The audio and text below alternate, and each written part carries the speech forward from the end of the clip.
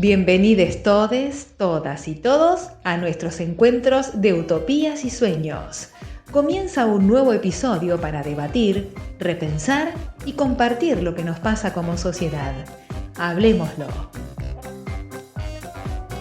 Muy buenas tardes, buenas noches, buenos días, depende a qué hora estén escuchando este podcast. Hoy estamos los compañeros de la unidad básica virtual La Patria es el Otro, Nélida Soto, Marta, Daniel y Gustavo. Y nos acompaña desde Colombia el doctor Felipe Robledo, que ya estuvo con nosotros. Es abogado de la Universidad Nacional de Colombia, docente universitario, activista social en temas de medio ambiente y derechos humanos, ex candidato a la Cámara de Representantes por el Quindío, y por supuesto apoyó la candidatura de Gustavo Petro desde el partido. Hola Felipe, ¿cómo estás? Hola a ti, mis amigos, un gusto volver a tener este espacio con ustedes y a todos los que nos están oyendo también un saludo muy especial desde Colombia para toda Latinoamérica y el mundo. Desde la hermosa Colombia. Bueno, Gustavo, ¿Qué tal, Felipe? Nélida. Sí, un gusto, Felipe, y bueno, feliz de que estés acá con nosotros y esto y lo más. A mí me tiene preocupada la situación de los hermanos colombianos en esto de que todavía hay una cierta resabio. Primero con mi solidaridad, por supuesto, con Francia y con toda su situación, que no deja de estar lejos de lo que le pasó a Cristina acá. Un atentado, por algo será que a las mujeres no la quieren los fascistas, digamos, ¿no? La ultraderecha, algo le tienen que molestar, y es que sean mujeres y que tengan y que accedan a el poder, digamos. Y por otro lado, con esto de las guerrillas que están en resistencia, lo que se está firmando y poniendo de acuerdo, ese residual que hay ahí dando vueltas, a ver si me pudieras clarificar o traer algo de esa temática que escuché y me sorprendió que todavía estuvieran en resistencia a lo que se había firmado y demás de la paz. Claro que sí, Nélida, pues empiezo por comentarte que en Colombia nosotros tenemos, un popurrí complejo de grupos al margen de la ley, algunos con causas ideológicas serias y muy reales, pero otros más se han convertido en estructuras delincuenciales que les permite generar ingresos a través de esa ilegalidad.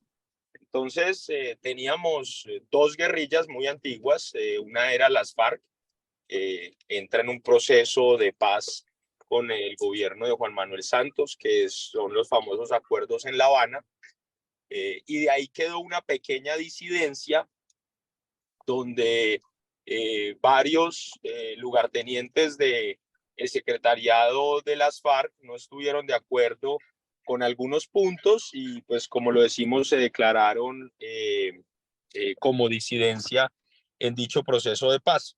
Pero también tenemos otro grupo que es el ELN, el Ejército de Liberación Nacional, que tiene unas causas de nacimiento más ligadas a una convicción católica. De hecho, es una guerrilla, por decirlo así, mayoritariamente católica. Tienen incluso una ala que son los camilistas, que fundan parte de su accionar en Camilo Torres, un sacerdote de las familias de casta política de nuestro país, hijo de esas familias, y que como sacerdote decide colgar su sotana y tomar el fusil como una respuesta a a esas formas hegemónicas en las que estas familias han ejercido el poder en Colombia. Hoy es la guerrilla, la única realmente guerrilla que queda de esa creación que se da en nuestro periodo de tiempo, que se da entre el 57 y el 74, que fue el Frente Nacional, en el que liberales y conservadores se quedaron con el poder político y a nadie más de otro partido lo dejaban participar, y ahí es cuando se fundan las FARC, el M-19, el ELN, el EPL, entre otras guerrillas. Y hoy, pues la apuesta de nuestro presidente Gustavo Petro Urrego es lograr consolidar lo que se ha llamado como paz total. Paz total entendiendo el nacimiento de estas guerrillas insurgentes con ideología, que eso es muy importante tenerlo en cuenta, porque independientemente del actuar, de si está al margen de la ley o no, de si vulnera o no derecho internacional humanitario, independientemente de esa condición ideológica, sí le da un estatus a la hora de negociar con el gobierno nacional.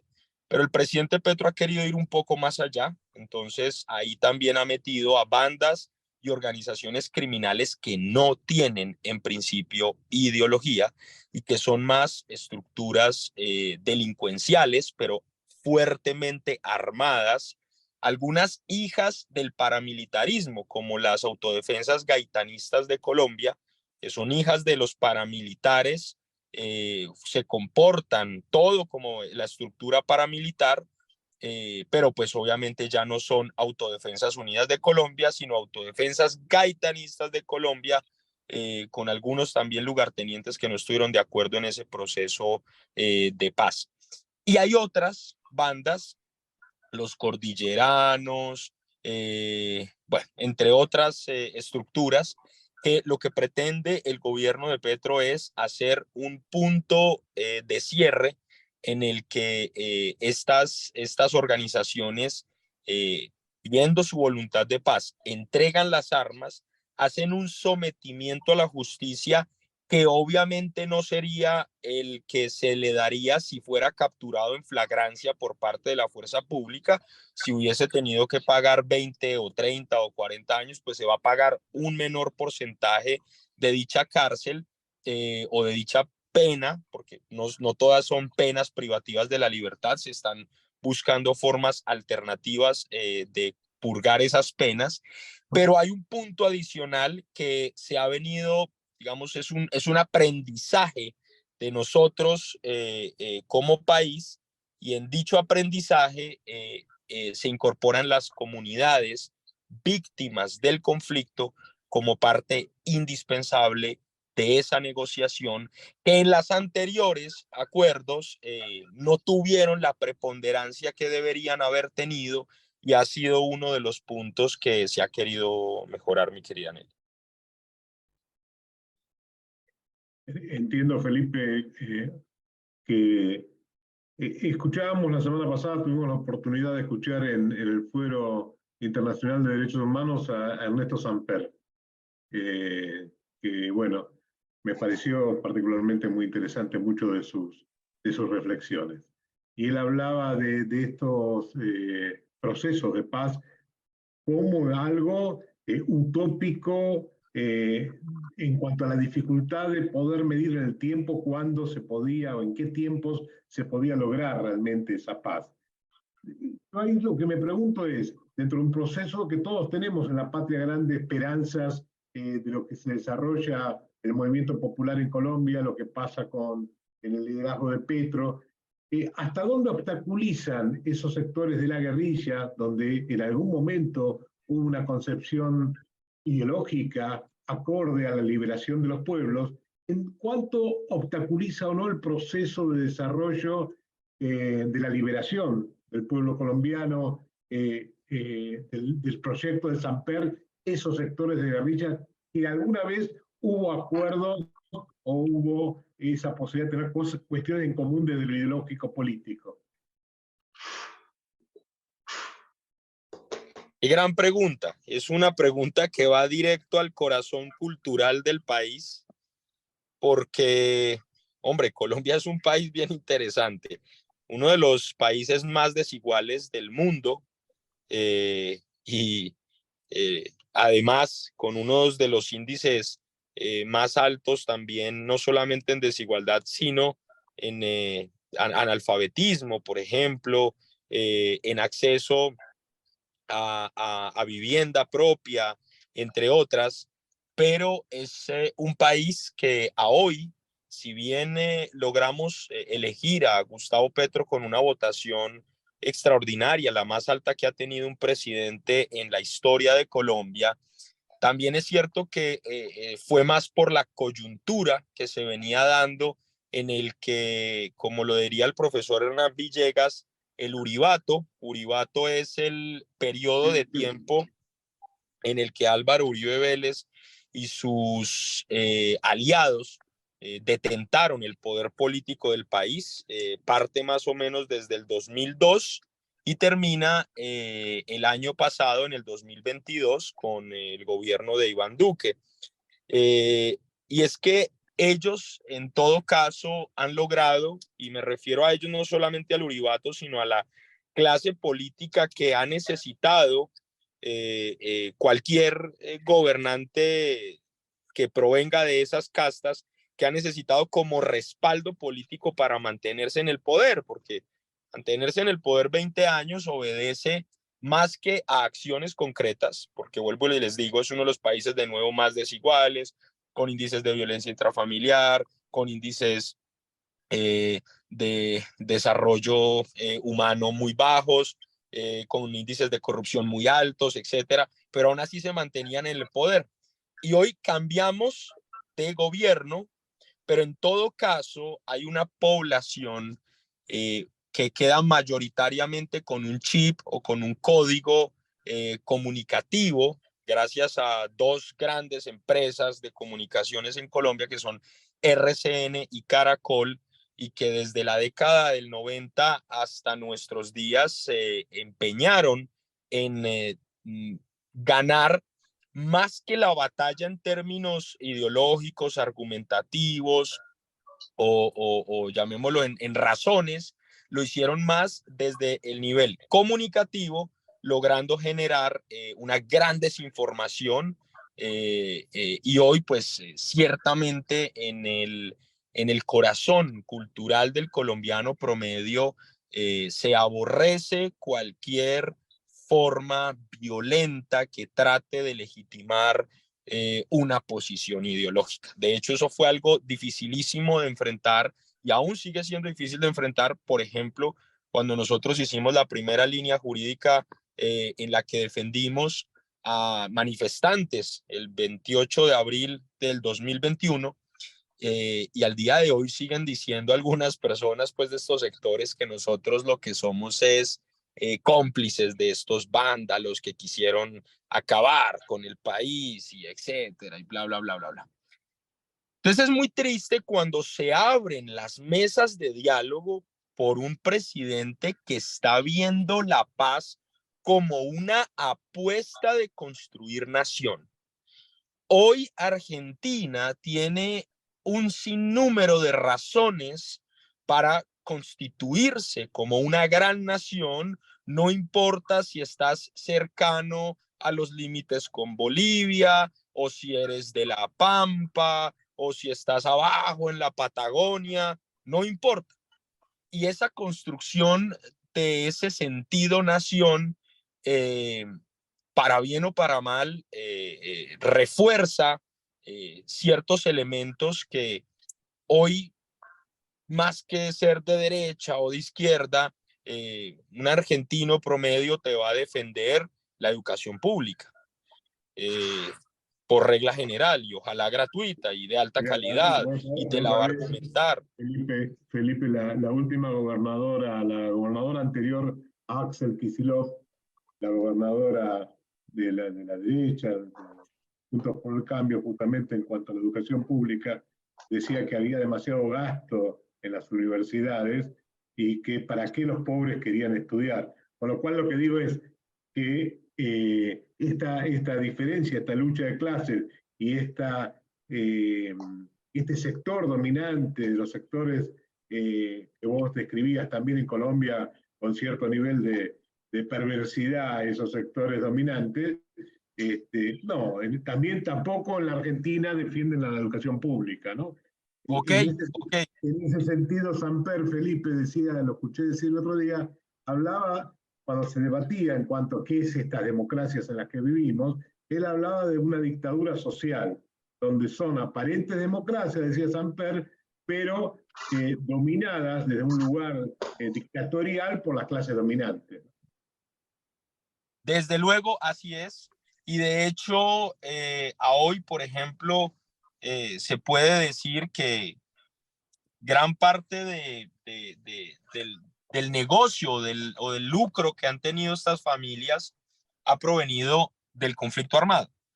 Eso les ha generado a ellos ingresos muy por encima de la media en Latinoamérica, obviamente apropiándose ilegalmente de bienes, de servicios, imponiendo de manera dictatorial también algunas estructuras, incluso legitimadas por el Estado, desde empresas de servicios públicos hasta autodefensas mismas, que vienen, como le digo, operadas y legitimadas desde la misma fuerza pública y demás. Lo que sí duele, y tenemos que decirlo, pero hacemos también un llamado y creemos que hace parte del tránsito hacia la paz, es que, por ejemplo, una guerrilla como el ELN, ante un presidente que estuvo alzado en armas, como por ejemplo Pepe Mujica, y que está abriendo este espacio de construcción de país, de pronto la lectura que se haga sea equívoca. Y entonces, en diciembre, cuando se había dado un cese bilateral al fuego, ellos dijeron que no se había concertado con ellos, hicieron un ataque a un batallón. Hace unos días también hicieron otro ataque, asesinaron 9 militares. Y entonces empieza la clase política a utilizar estos hechos como una exigencia de querer escalar el conflicto, pasarlo de diálogo de paz a un escalamiento del conflicto y legitimar el uso de la fuerza a toda costa, que es lo que ya empezamos a ver en Ecuador. Ecuador ya empieza a sumársele a la óptica de Bukele de hacer estados de excepción para supuestamente recuperar el orden público del narcotráfico y demás, pero siempre terminan es capturando al pandillero de poca monta y el gran capo, que muchas veces termina siendo patrocinado por estas familias de poder, es el que termina sin parte en este tipo de procesos. Y por eso el llamado es a seguir manteniéndolo, como diría Mahatma Gandhi: no hay camino para la paz es el camino. En definitiva, para matarnos tiempo va a sobrar, pero para hacer la paz, este sería uno de los momentos más coyunturales e importantes que tenemos en el país. Ahí el tema sobre la paz, ¿no? Porque muchas veces se habla de la paz o se habló de la paz, inclusive sectores de derecha y sectores represivos y sectores en la época de nuestra última dictadura, también los militares hablaban de la paz interior. Entonces, muchas veces se hablaba de la paz interior, o se hablaba, o se habló, o se habla de la paz para mantener un statu quo, que nada se transforme, que nada cambie, y es la paz del poder, ¿no? El poder garantiza la paz, la derecha garantiza esa paz. Imagino que cuando, sin duda, a usted conocemos, Felipe, pero también cuando Gustavo Petro y cuando el sector hoy en el gobierno de Colombia habla de la paz, pero está hablando también al mismo tiempo de una paz necesaria en relación a la transformación de esa realidad social que sin duda debe cambiarse en Colombia, en Argentina y en la patria grande, ¿verdad? Totalmente de acuerdo. Es una paz en la que el Estado recupera soberanía, pero no la soberanía para ejercer el poder coercitivo de manera inmediata. Ese es el último recurso que debe ejercer el Estado. Soberanía para poder llevar bienes y servicios a toda su población, incluso en los lugares menos favorecidos. Y en este proyecto de paz total, que es un tema importante que quiero nombrar, no es un amigo-enemigo blanco-negro, sino es más una tonalidad en grises. Entonces, incluso Gustavo Petro ya lo ha dicho, él va a hacer un llamado para que muchas de las, por ejemplo, barras bravas que llamamos en Colombia, sean parte del proceso de paz y sean los líderes para poder hacer lo que se ha llamado como seguridad humana, no seguridad democrática, que era la de Álvaro Uribe Vélez, donde armo a la comunidad para que se defienda del criminal, sino seguridad humana entendiéndola como debo proveer de información, de bienes, de servicios, de soberanía del Estado al ciudadano, y una vez lo empodere, el mismo ciudadano se va a encargar de manejar los índices de seguridad desde lo comunitario. Okay. Felipe, en este tiempo transcurrido del gobierno de Gustavo Petro, ¿considerás, nos podés contar acerca de hechos concretos que empiece a vislumbrarse un cambio o un beneficio a la trabajadora, al trabajador colombiano, entendiendo como trabajador y trabajador los que están dentro del trabajo formal, del trabajo informal, de todas las personas de sectores populares? ¿Hay hechos que vos puedas marcar como que se percibe y estas trabajadoras, trabajadores perciben algo favorable, algo que los ha logrado beneficiar en algo este proceso, estos tiempos con Gustavo, el gobierno de Gustavo Petro? Sí, ya hay varios elementos que podemos nombrar como victorias tempranas. Un primero de ellos es un reconocimiento que se le da a el trabajador en etapa de adulto mayor, que ya claramente no está en capacidad productiva para generar ingresos y que por lo general habían sido sometidos a ser parte de las líneas de miseria del país. Cerca de 3 millones de adultos mayores estaban en condición de miseria. Hoy, a través de unos cambios a nivel tributario, se les logra reconocer una expensa, un pago, partiendo de que en efecto ya no tienen una capacidad productiva, y es un pago que le permita para, digamos, es que la moneda del peso colombiano también está muy devaluado, entonces uno lo da en dólares y eso parece un nada, pero acá pues es medio salario mínimo, cerca de $100. Y eso claramente es un primer cambio, una primer victoria temprana que nunca habían tenido, porque los subsidios que tenían anteriormente eran de cerca de 15 a $20 bimestrales, este es mensual, y pues claramente era un saludo a la bandera. Pero se viene algo muy bacano, con una propuesta de país extraordinaria. Ya se metió la reforma laboral, una reforma que le reconoce al trabajador, por ejemplo, su hora diurna hasta las 6 p.m. Recordemos que Álvaro Uribe Vélez cambia el código laboral colombiano, el código sustantivo del trabajo, y pasa la jornada laboral diurna de 6 p.m. a 10 p.m. 4 horas más en las que no iba a ganar el sobrecosto que por ley se da cuando es una hora nocturna de trabajo la que se está empleando.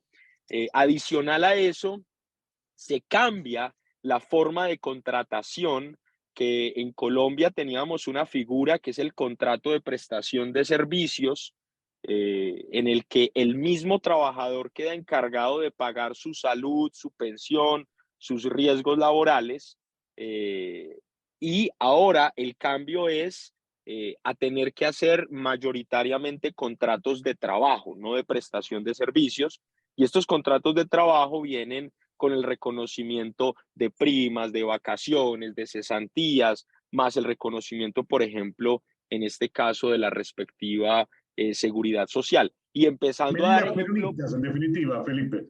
Sí, claramente, ideas 100% peronistas, desde luego. Muy bien, Eso,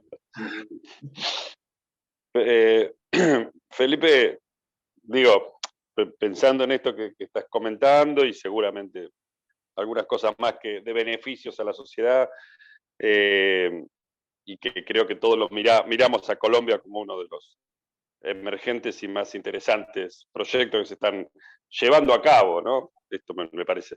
La pregunta que me hago, que nos hacemos a veces nosotros mismos es, con la gente en la calle, es decir, no solo con el poder político y la decisión política se hacen las transformaciones, porque toda transformación va a producir que hay un sector y que en general poderoso no quiere apoyarlo, no va a estar, va a hacer todo lo posible para contrarrestar. La pregunta que me hago es si la gente está en la calle, si está apoyándolo, cómo se vive eso, porque sin respaldo es muy complejo, no alcanza con el voto, ¿no? sí, en efecto no alcanza con el voto. A ver, hoy solo se ha hecho hasta el día de hoy una convocatoria a un respaldo popular en calles. La convocatoria tuvo algunos errores complejos de logística, entre ellos eh, la hora y el día y demás. eh, no tuvo la confluencia de gente que de pronto se esperaba tener.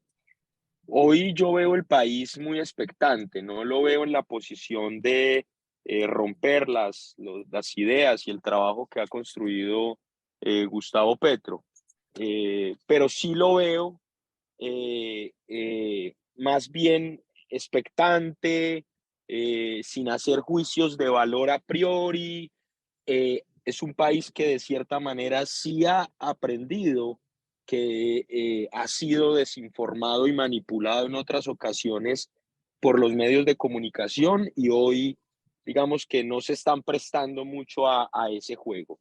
En todo caso, sí ha habido mm, dos situaciones muy complejas que se han utilizado en términos comunicativos y que han generado un desgaste complejo. Una de ellas fue un presunto relacionamiento del hijo de Gustavo Petro, Nicolás, con unos dineros con un tema ahí del narcotráfico y eso generó un desgaste complejo.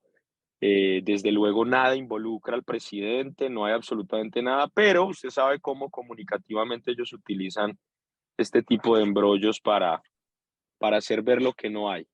Ese es uno de ellos. Bueno, otro también ahí puntual con un tema de unas salidas de unos ministros, pero hombre, a hoy se ha logrado poner de acuerdo el Congreso de la República en un país que ha sido históricamente gobernado por las mismas familias, donde procesos revolucionarios populares habían sido enfrentados no en las urnas, sino en el monte y con balas. Hoy el país está ganando a pasos agigantados y sabemos, y la gente en la calle está muy expectante de qué hace Petro, cuáles van a ser las jugadas de Petro. Entonces, en eso confiamos que en todo caso el presidente sí ha logrado demostrar ser diestro en el escenario y en la lectura de lo político. Y estamos peleándonos las territoriales. De pronto sí ha habido un llamado de algunos sectores populares a tener un poco más de respaldo, pero también se ha hecho la pedagogía de que pues obviamente acabamos de ganar presidencia y hay muchos cargos que hoy los tienen ellos, no los han soltado y estamos pues en proceso de recuperar las entidades públicas para que las entidades públicas trabajen con la visión de país que se ganó en la presidencia y no con esa visión vieja, arcaica, con la que venía funcionando. Entonces, eso también ha generado ahí como una disrupción, pero nada grave, nada que nos pongamos nosotros en estos momentos pues a asustarnos al respecto. Buenísimo, Felipe. Nélida, Marcelo, Marta, ¿algo para preguntarle a Felipe? Sí. ¿Qué pasó y qué se ha hecho?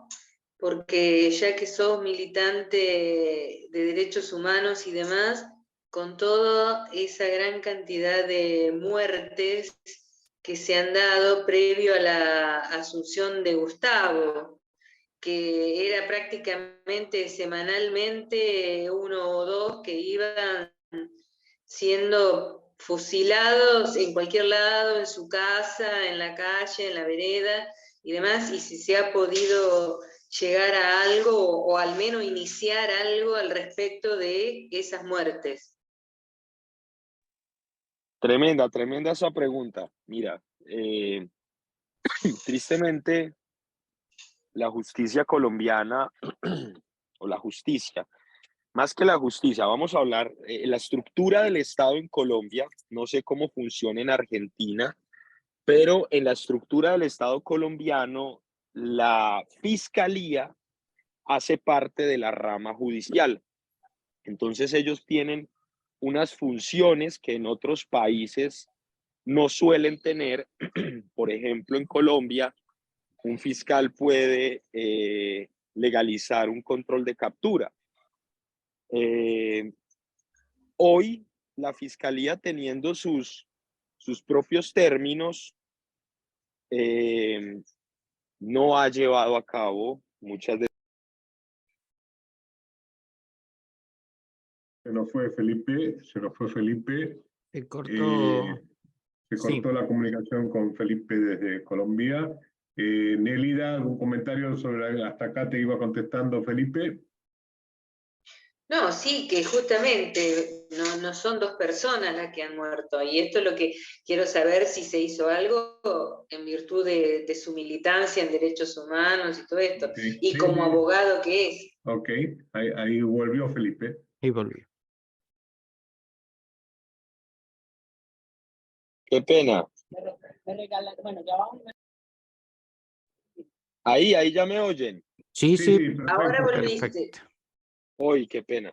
Bueno, entonces básicamente la fiscalía, hoy siendo parte de la estructura de la rama judicial, tiene unas funciones que en otros países no y que le son propias.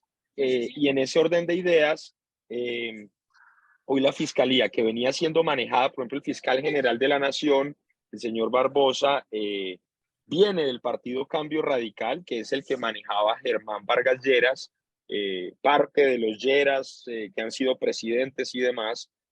Hoy la fiscalía no ha ejercido su poder de investigación, indicio, contra algunos, incluso funcionarios públicos que resultaron involucrados como parte del autor material de muchos de esos, o de algunos de esos homicidios. Y hasta ahí se ha quedado. Hoy, por ejemplo, esa función que no la puede obligar un juez, porque el juez apenas está para mirar las pruebas, mirar de qué se acusan y decidir si es inocente o no. Si pide acelerar un proceso, se asume que el juez está tomando parte en el proceso, y bajo el sistema penal acusatorio, digamos que en principio eso no le es dado. Entonces los fiscales lo que hacen contra el país y a favor de estas personas, porque no solamente son funcionarios públicos, acá hay gente, incluso ciudadanos en Cali, que salieron armados a disparar abiertamente contra civiles, como un señor Andrés, por ejemplo, que es bien conocido. Contra este sector de la población no se ejerce con tanta vehemencia ese poder investigativo y acusatorio que tiene la Fiscalía de la Nación. Y por eso cierta impunidad todavía en esos casos. En todo caso, como actores de derechos humanos, nosotros dejamos muy establecidos las relaciones probatorias en cada una de las vulneraciones, día, fecha, el lugar, las circunstancias, testimonios de las personas, y hemos hecho las respectivas denuncias, pero a hoy, total impunidad. Sobre todo que eran dirigentes sociales. A eso me refería, a la gravedad de la situación, que es como descabezar los organismos justamente de acciones sociales. Desde luego, O sea, desde luego. no hay diferencia con la justicia argentina, te aclaro, acá también, así que estamos en la misma. La chapita de abogado nos sirve de poco, te cuento. Pero bueno, es un tema, Sí, es un tema. Está Pero, bien, por acá ejemplo, no fueron tantos los compañeros así en la forma de fusilarlos como se estuvo haciendo ahí antes de que asumiera Gustavo, digamos, pero bueno, no, también tenemos lo nuestro. nosotros solamente tenemos 30.000 desaparecidos y muertos desde el 2001 hasta acá, y tenemos presos políticos. Lo que digo es, por ejemplo, acá una de las cosas que los sectores progresistas, los sectores también de derechos humanos, se le reclama al presidente Alberto Fernández es la libertad de los presos políticos, entre ellos Milagro Sala, líder de del movimiento social Tupac Amaru. Digo, pero en este sentido, lo que te preguntaba Nélida, Felipe, ¿el gobierno hace declaraciones al respecto? O sea, ¿el gobierno toma como bandera la lucha por la aclaración de esos crímenes? Sí, de hecho el gobierno, a ver, lo primero que tuvo en cuenta el gobierno nacional es entender que el estallido social del 28 de abril del 2021 no fue la causa, sino la consecuencia de una cantidad de errores sistémicos que tiene el Estado colombiano para con sus ciudadanos. Entonces, desde ahí, más que ver el actor como un criminal, lo ve más como un ciudadano que está ejerciendo sus derechos frente al Estado. Entonces, se dio un decreto donde se ordenaba la libertad de esos presos políticos en esas circunstancias del marco de la protesta, que no fue de recibo por algunos ciudadanos, desde luego, pero se da. Y de esa manera también se les dio una obligación de ser gestores de paz en cada una de las comunidades a las que ellos pertenecían, con un lleno de requisitos. Además, que hoy Gustavo Petro en varias ocasiones ha hecho el llamado al fiscal general de la Nación para que en el cumplimiento de los derechos humanos y en absoluto acatamiento a la ley, se les dé un juicio, pero un juicio pronto, porque hay algunos que están capturados y una vez quedan capturados en Colombia bajo el derecho penal, tiene hasta 540 días el Estado para definir si es o no culpable. Entonces, muchas veces lo que hacen es eso y dilatan el proceso esos 540 días, son casi los 2 años, y sale esta persona inocente porque no se logró pasar a la siguiente etapa, que es la acusación, pero con su vida completamente destruida en todos los escenarios. Muchas veces, Felipe, y en parte por eso también te preguntamos sobre esto, pero también sobre cuál es la respuesta del gobierno de Petro sobre este tema. Muchas veces hemos analizado, muchos han analizado la diferencia de cuando un gobierno progresista asume a partir y como consecuencia de grandes movimientos populares, como pasó en Colombia, o gobiernos progresistas que suben sin esa presencia de la organización y movilización popular en nuestros países. De ahí, digo, nuestra esperanza estaba puesta y está puesta todavía de que en aquellos países hermanos donde la movilización popular tuvo un protagonismo muy fuerte, esa movilización popular siga presente, observando detalladamente hasta dónde, cuando asumen estos gobiernos populares, se sigue los objetivos o se reivindican aquellas necesidades por las cuales hubo esa movilización.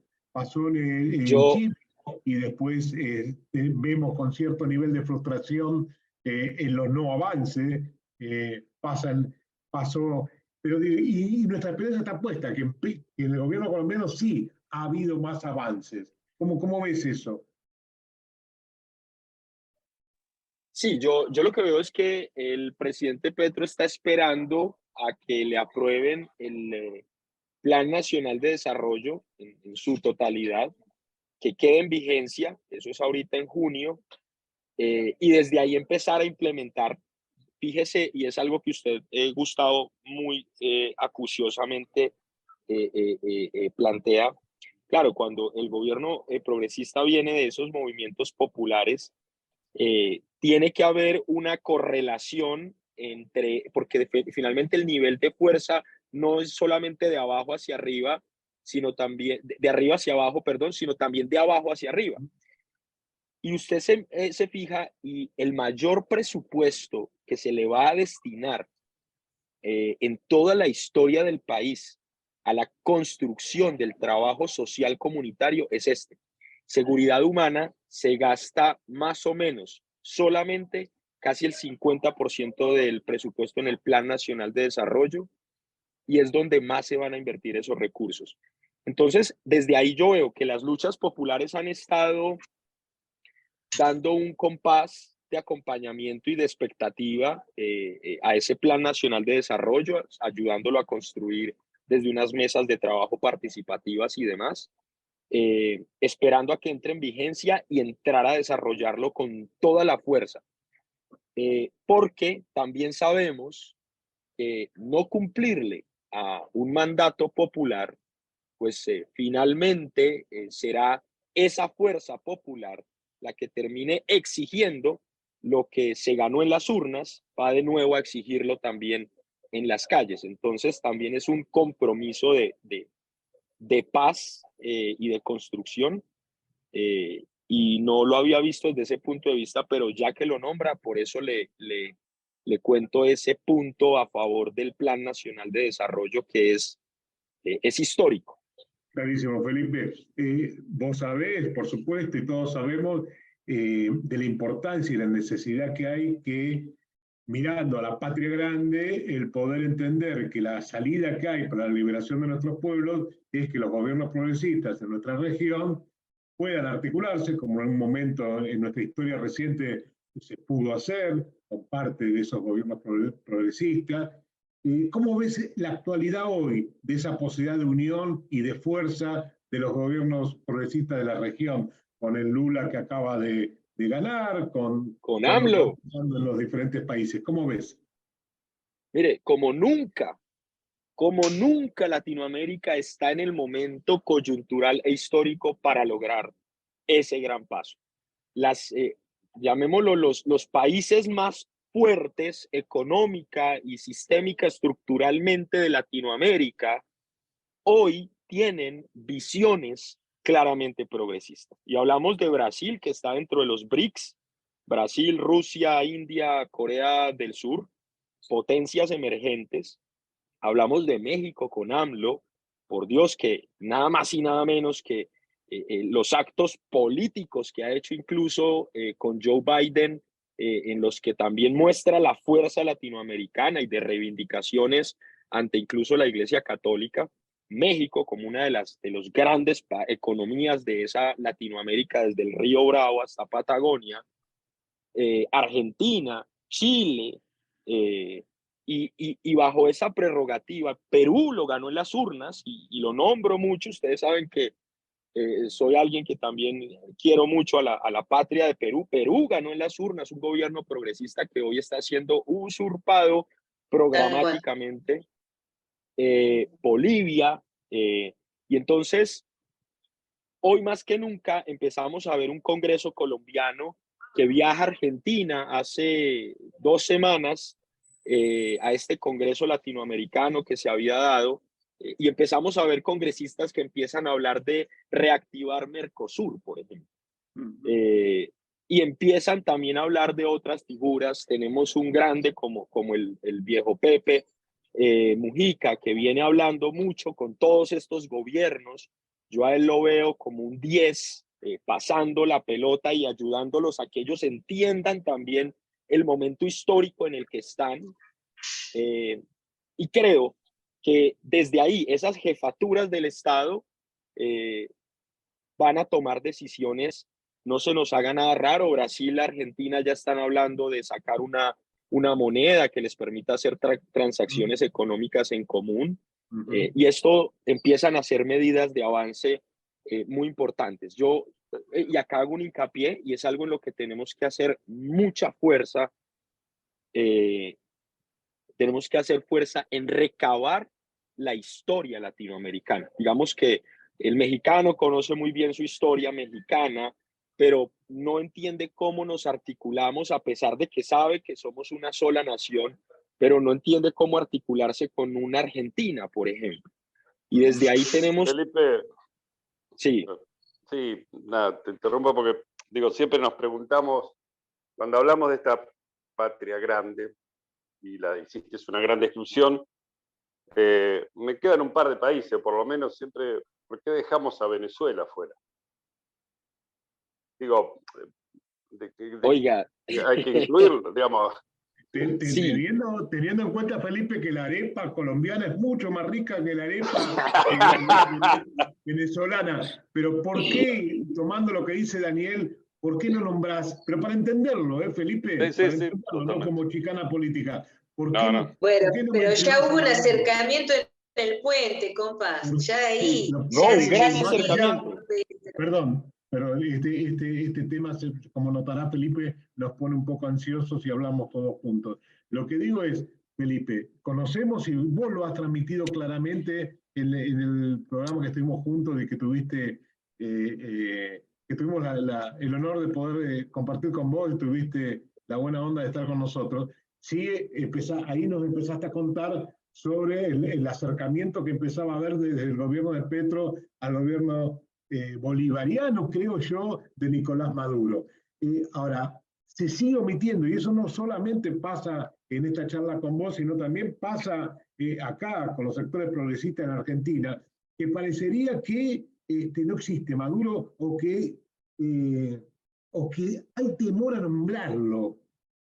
¿Qué pasa con eso, Felipe? Bueno, yo creo que ahí hay dos elementos muy puntuales que hay que tener en cuenta con el tema de Venezuela.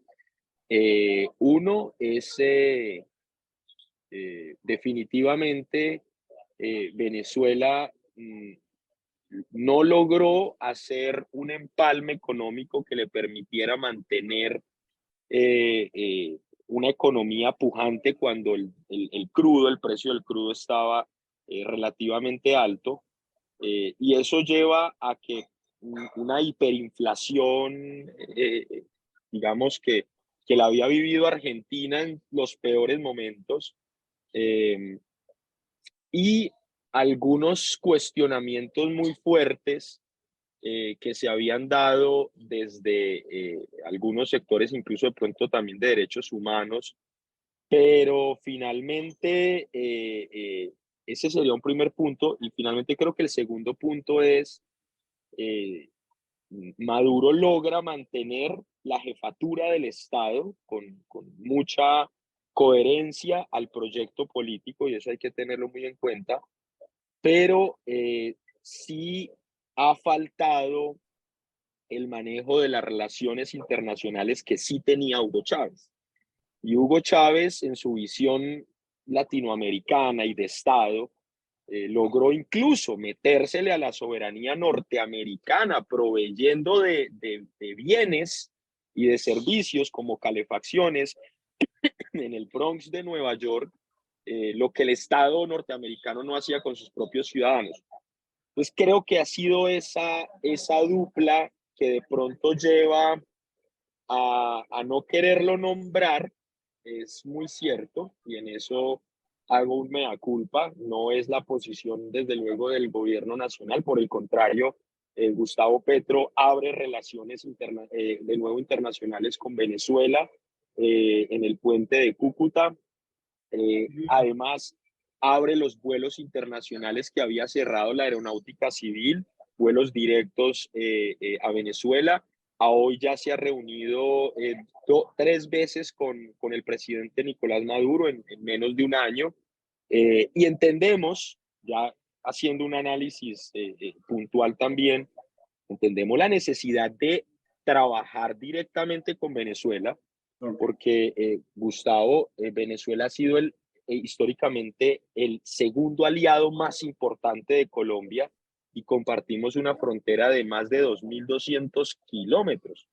Eso es una cosa impresionante y es una de las economías más importantes de Latinoamérica, de la patria grande.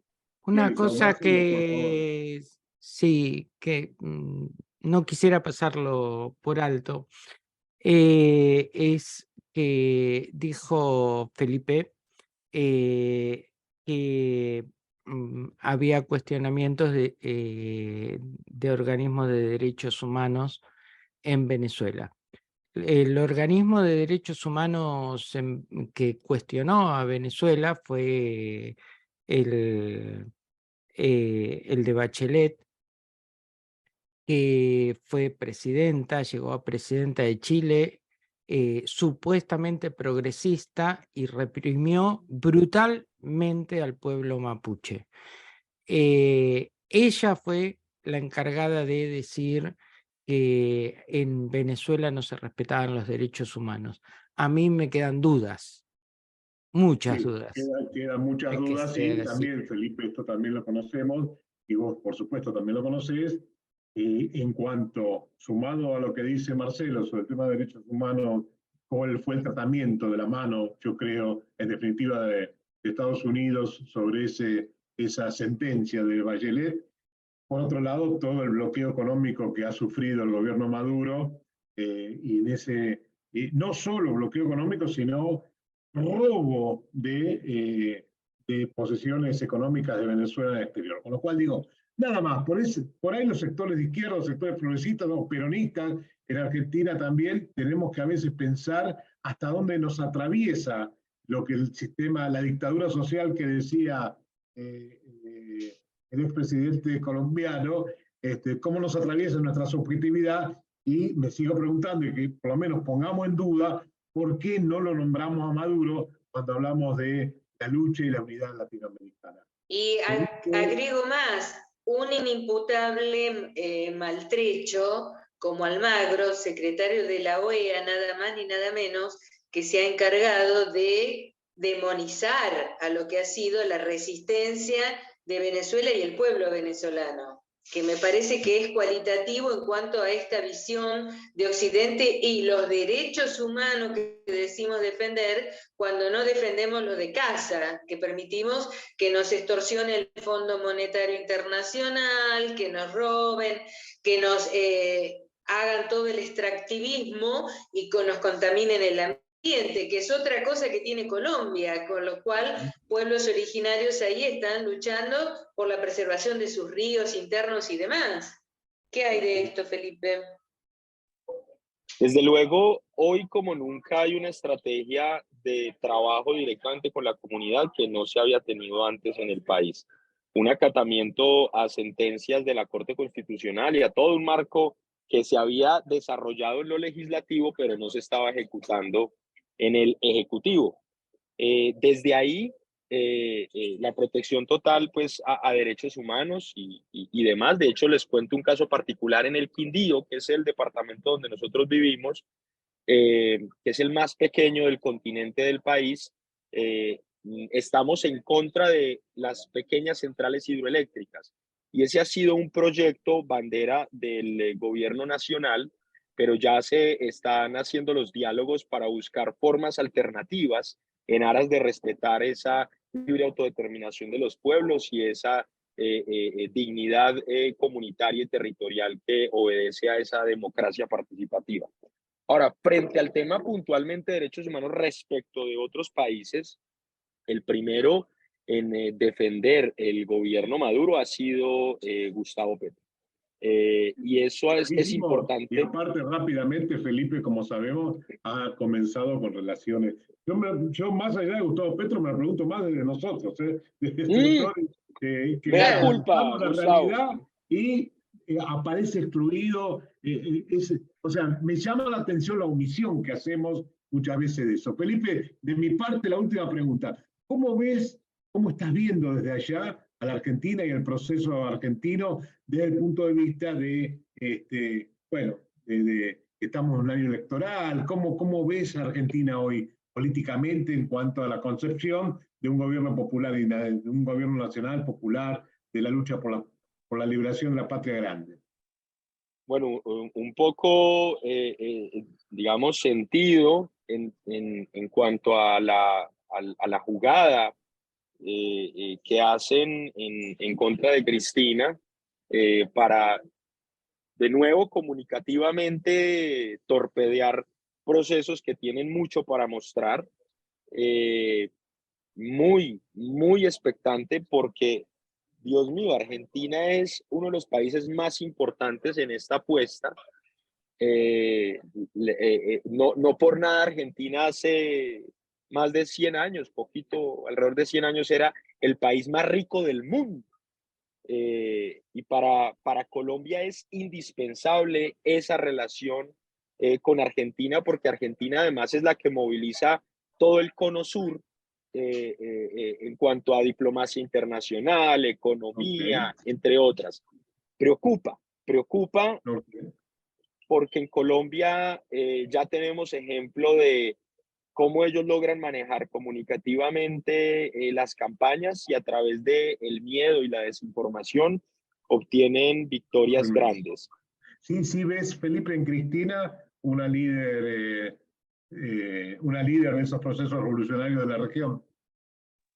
Pues a ver, Cristina habla con hechos. De hecho, cuando tuvo la oportunidad de dirigir el Estado argentino, fue uno de las principales responsables de llevar a cabo procesos en Mercosur, alianzas con precisamente con Chávez, por ejemplo, y unos trabajos estratégicos latinoamericanos que en su momento pusieron a temblar una política norteamericana es más, de hecho, si nosotros queremos hablar de los encargados de que hoy incluso los mismos Estados Unidos ya estén empezando a relacionarse de una manera un poquitico más equitativa con Latinoamérica, es gracias a esa primer corte de jefes de Estado en los que estuvo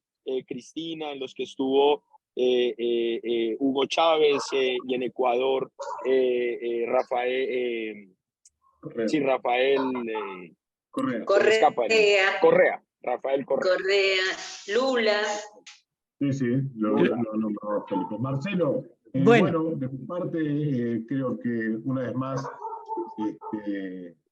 subrayar la importancia del encuentro con Felipe y para seguir pensando y actuando en la realidad para seguir sumando la posibilidad de un cambio transformador. Felipe, te agradecemos enormemente que hayas extendido un poco más el tiempo.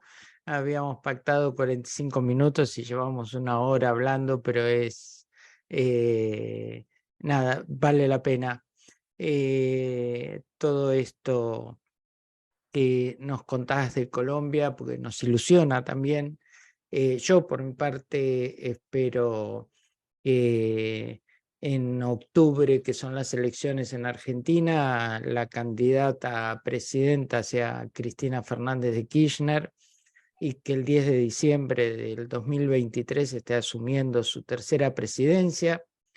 Y que Petro esté en esa situación, visitándonos. Petro todavía tiene unos años por delante. No, pero que venga a la asunción de Cristina. Por supuesto. Petro, Maduro,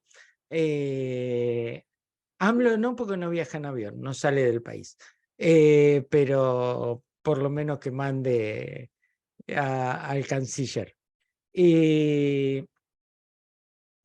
Así que nada, y Rafael Correa, por supuesto, que va a estar seguro ese día. Y Lula seguramente también. Y Lula también. Te agradecemos muchísimo. Queremos en este final de programa, como siempre, recordar que hoy se cumplen 2.634 días de estar ilegalmente detenida Milagro Sala y como siempre decimos, libertad ya para Milagro Sala y todos los presos políticos que todavía hay en este país, a pesar de que tenemos un gobierno peronista. Marta, escuchamos con atención tu cierre. Bueno, gracias. Ana María Loli Ponce nació en San Luis en 1952. Militaba en la Juventud Peronista y en Montoneros. En su detención escribió: que no me mientan detrás de mí, espera el fin. Que no me mientan detrás de mí están los recuerdos, la simple alegría de vivir libre. Detrás de mí quedó un mundo que ya no pertenece. Me miro los pies, están atados. Me miro las manos, están atadas. Me miro el cuerpo, está guardado entre paredes. Me miro el alma, está presa. Me miro simplemente, me miro. Y a veces no me reconozco.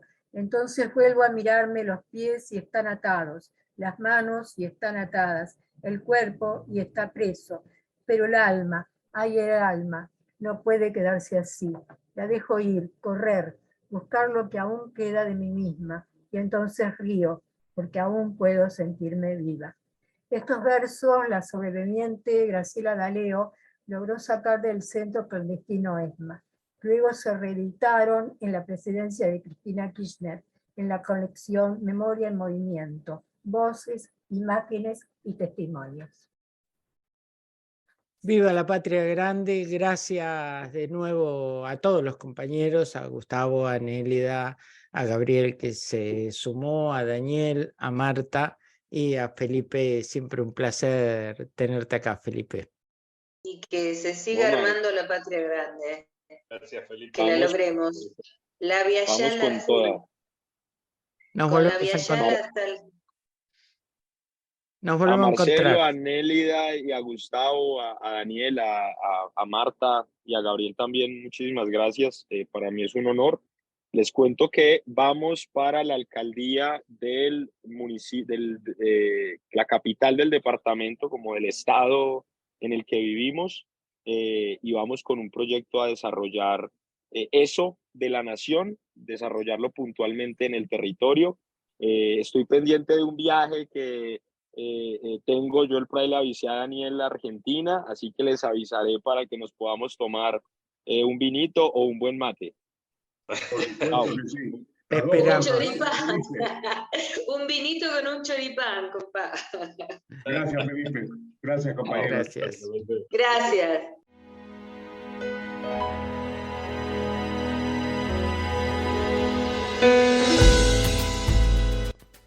Llegamos hasta aquí con este episodio, con la esperanza de provocar algún movimiento que permita continuar aprendiendo y construyendo respuestas colectivas. Hablemoslo en un nuevo episodio.